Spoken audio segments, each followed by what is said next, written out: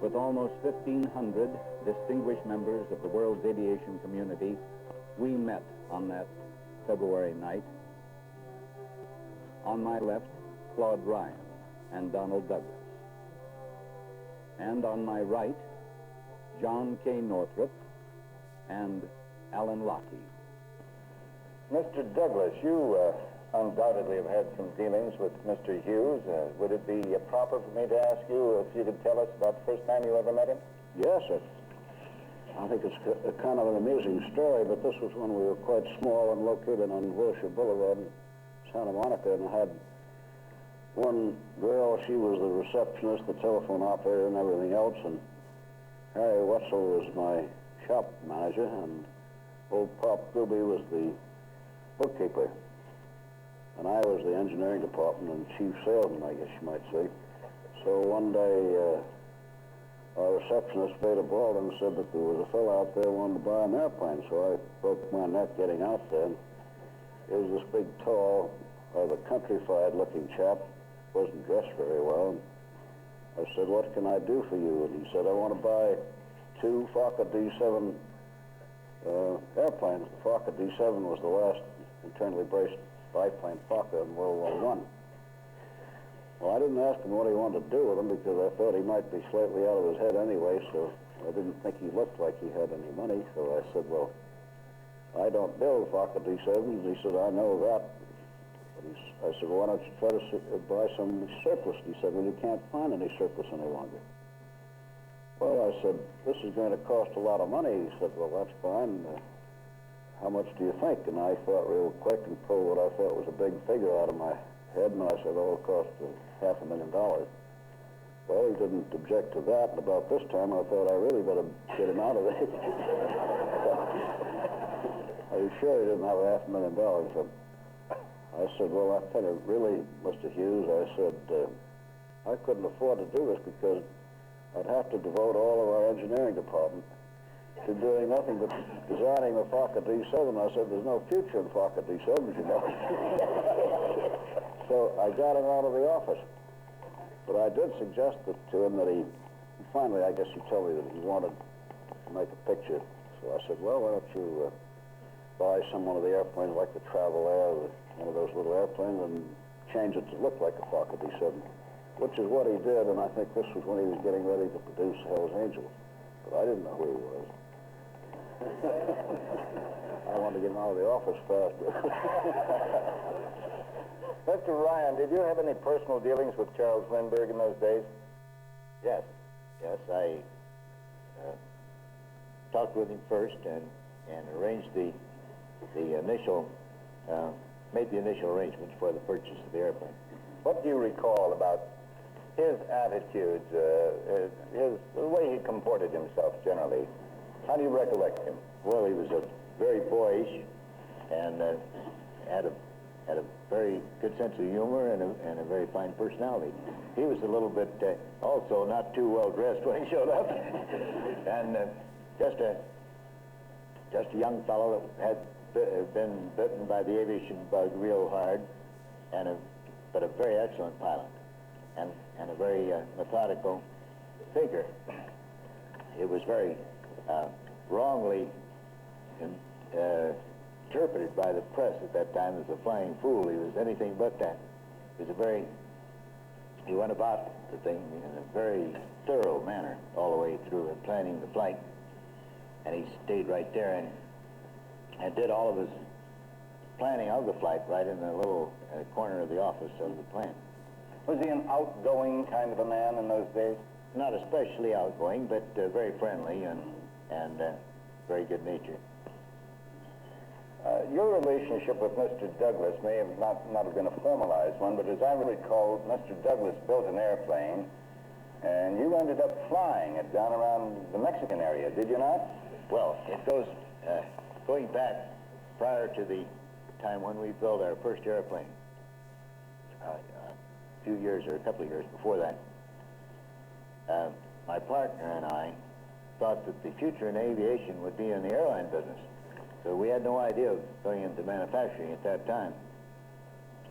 We were running a flying school and had started the bold venture of running a scheduled airline service between Los Angeles and San Diego, which has been credited with being the first year-round daily scheduled airline in the United States. What year was that? That was 1925. So I heard about the Douglas's Cloudster, his original airplane, had been sold to a local man that lived in Venice, and he was not using it. So we inquired. I came up to talk to Don Douglas about it, and he told me where it was. So he wanted $5,000, this man did, for the airplane, which seemed like more money than there was in the whole world. But we managed to scrape it up and bought the airplane. So I think we have the distinction of having bought the first Douglas commercial airliner in the world. So, of course, it wasn't an airliner at that time. It was built for the non-stop flight across the continent. And so we took the gas tanks all out of it, and we rebuilt it and made it into a 10-passenger airliner. We called it an airliner, and it was an airliner. It was a wonderful airplane. We flew it between here and San Diego on a daily schedule whenever we had that many passengers. Then we used a smaller airplane most of the time, though. So this, I often look back on that and remember how Don Douglas came out to sort of tell goodbye to the old Cloudster, and Eric Springer was the chief test pilot then, I believe, and I asked him to check me out in this airplane, and he, I don't know where he wanted to, didn't want to fly with me or what, but he said, you just go ahead and fly it. He showed me where the instruments, where the buttons were, and I took it off and flew it to San Diego. So I like to look back at that. Well, come on now. What happened to it after San Diego? Well, we used it for quite a number of years, or I don't think it was a long period of years, but quite a few years. And we discontinued the airline after one full year of operation, but used it for charter work. One of the charter jobs we had was a little unusual. This country was dry at that time. And Mexico was very wet. So all the Los Angeles people used to come to Tijuana quite regularly to drink beer and whatnot. And just before the big Christmas rush, they had a big flood. And the principal brewery was in Mexicali. And the customers were in Tijuana. So we were approached to see if we could run an airline between Mexicali and Tijuana carrying beer. And we loaded the Cloudster up and made dozens and dozens of flights over the mountains, loaded up with half-barrel kegs of beer. The only trouble was, from then on, the Cloudster smelled just like a brewery.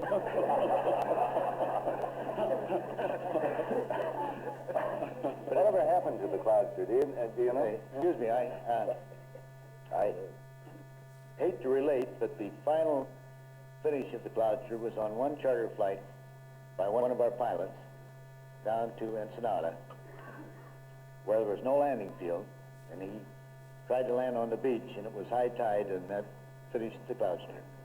No one was hurt, but the Cloudster was lost, and we didn't even bring it back to Mexico. You know, when we talk about the past, I suppose that the logical question to ask a man is, well, what was the high point, or what was the most satisfying thing that you've done? Well, I haven't given any previous thought to such a question, but I guess I think the biggest thrill I've ever had was the takeoff and successful flight of our X-13 Vertijet, which was the first vertical takeoff jet airplane. The VTOL airplanes are still not perfected and still not used commercially or in the military. But this airplane did everything that the contract said it should do. It was a success from a technical standpoint. And that was really a thrill to see this high-performance fighter-type airplane just hovering around. It was a tail setter. I think that was my greatest thrill. Mr. Ryan,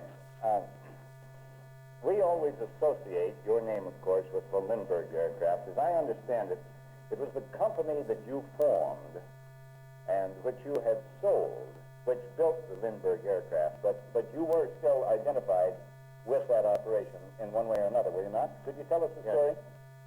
Lindbergh came along while I was, after I was no longer the owner of the company, but was working as the manager, and I received his telegram and answered it, and got him out to San Diego, and stayed there until the plane was finished.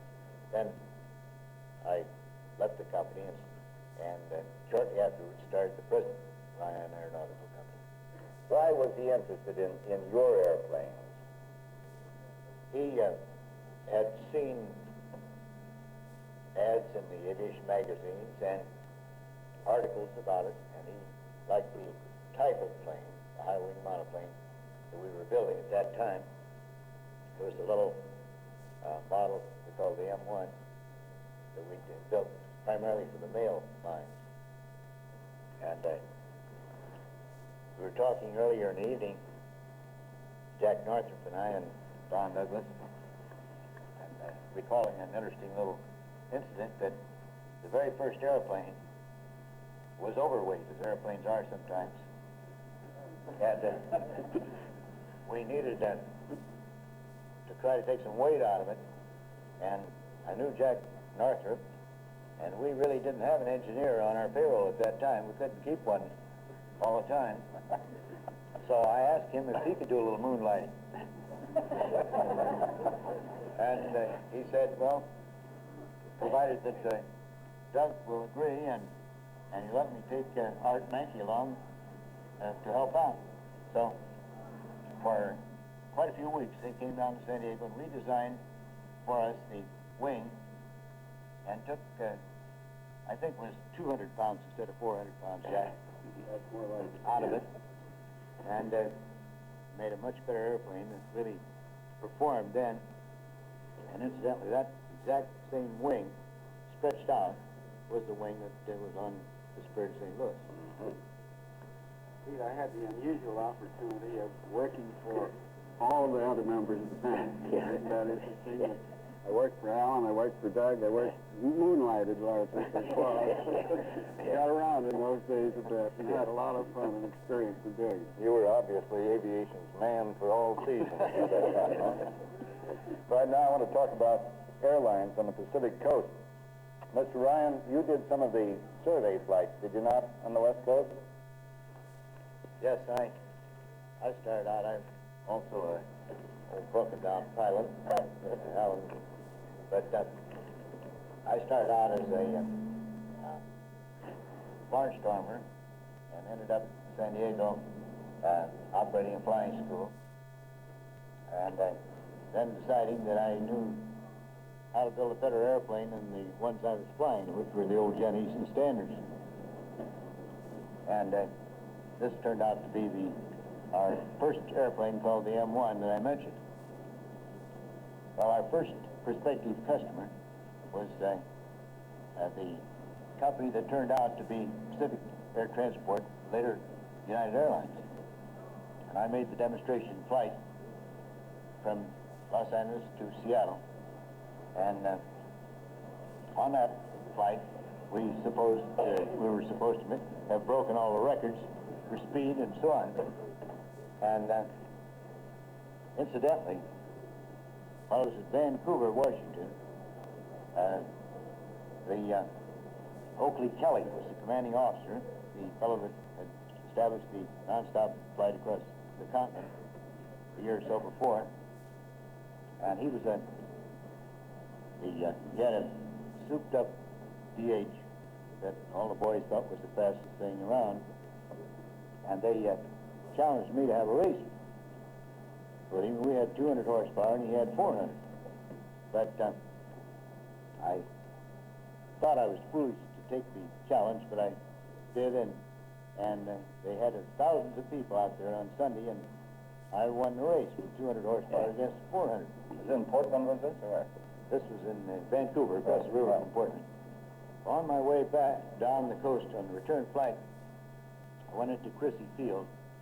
I still was a reserve officer, and the general came up to me and he said, "Young man, you have greatly embarrassed the Army, and you'll live to regret this." And I think I did. It was years before I ever got a government contract. Mr. Ryan, if you will, about that great number of aircraft that you built for training purposes. It went into the thousands, did it not? Yes, it ran several thousand. This was prior to World War II and during World War II. Our largest production was in trainers of our own design. And we also operated 2 flight schools for the government and trained over 14,000 pilots during that period, military pilots. So, also we manufactured a great many other things at the same time. As I understand, I think you told me today that there was a complaint at one time that one of your trainers was just too fast. Oh, well, when we originally were trying to get our first order for trainers, biplanes were used entirely, and they were, our little airplane was a little faster and a little more spirited. So the board of officers who came out to test it and examine it, one of the officers remarked that it was too high performance. No trainer should be that spirited. It should be more what we call loggy. But it was the first venture into using a monoplane for primary training. Prior to that time, it had always been biplanes.